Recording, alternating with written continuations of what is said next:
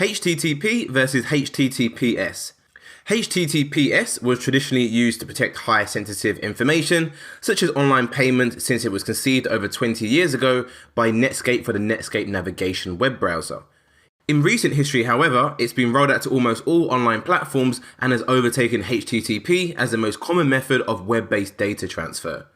You'll know if your website is HTTPS protected, as you'll have the padlock symbol at the beginning of your URL in your browser, like shown in the image below. Web users may have noticed over the last few years that more and more websites are shifting from HTTP over to HTTPS. For those interested, HTTP stands for Hypertext Transfer Protocol, and HTTPS stands for Hypertext Transfer Protocol Secure. As you well might imagine, HTTPS has added an extra layer of security to web browsing than HTTP.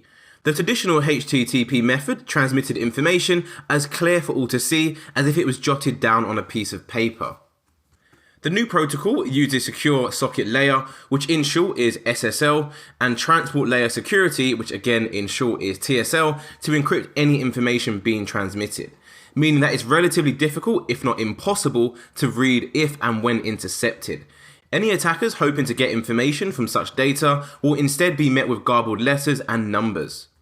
So what are the benefits of HTTPS over HTTP? As mentioned in the previous slide, using HTTP means that data is transmitted in plain text. This means that if someone was to intercept the data while it's in transit, known as a middle and the man attack, they would be able to see all of our data without putting any additional effort. HTTPS, meanwhile, uses public encryption keys via SSL, as we've just discussed. Here's an example to further reinforce the difference between them. When using HTTP to send a message such as "Hello World," the attacker would see exactly that, "Hello World," plus some additional information about the server and when the text was created, and so on and so on. However, with HTTPS, the attacker would see something like this, a big wall of garbled letters and numbers. So as you can see, it's a lot harder to encrypt and figure out what the message actually said. Additionally, in order for a website to have an SSL certificate that enables it to use HTTPS, the domain must be verified to check that it belongs to the website owner. How to switch from HTTP to HTTPS? If you're not using HTTPS to secure your website, it's time to talk to your hosting company. Your hosting company should issue and install an SL certificate for you, redirecting the traffic from the HTTP to the HTTPS version with little effort.